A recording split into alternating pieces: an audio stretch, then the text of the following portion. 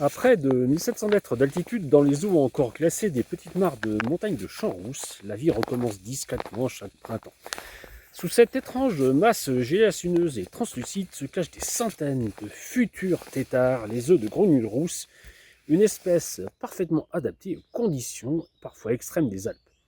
Dès la fonte des neiges, les grenouilles adultes rejoignent les mares temporaires pour pondre. Chaque petit point noir visible dans la gelée est un embryon en développement. Et cette gelée n'est pas là par hasard. Elle protège les œufs du froid, des bactéries et agit même comme une mini-serre naturelle. Sous le rayon du soleil, la température peut devenir extrêmement élevée à l'intérieur de la ponte qu'autour de la mare, offrant ainsi un précieux avantage dans ces eaux de montagne encore proches de 0 degré. Puis lentement, la transformation commence.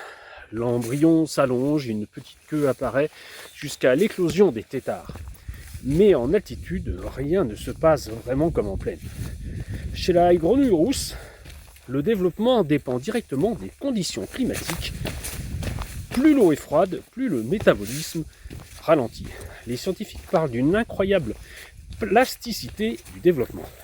Autrement dit, ces animaux sont capables d'adapter leur croissance aux conditions du milieu. Si la saison est courte, certains têtards accélèrent la métamorphose pour devenir grenouilles avant l'hiver. Mais lorsque le froid arrive trop tôt, d'autres choisissent une stratégie étonnante. Ralentir fortement leur développement et passer l'hiver entier dans l'eau, parfois enfouis dans la vase, avant de terminer leur transformation au printemps suivant.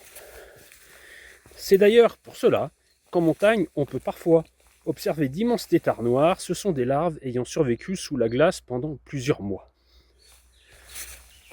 Dans cette petite mare discrète de montagne se déroule donc une véritable course contre le temps. Une lutte silencieuse entre la neige, le soleil, le froid et la vie. Et puis, je terminerai bien par une petite blague que je raconte souvent à mes clients. Vous connaissez l'histoire du têtard qui croyait qu'il était tôt, mais en fait, il était tard. Et puis, au final, il était dans les temps.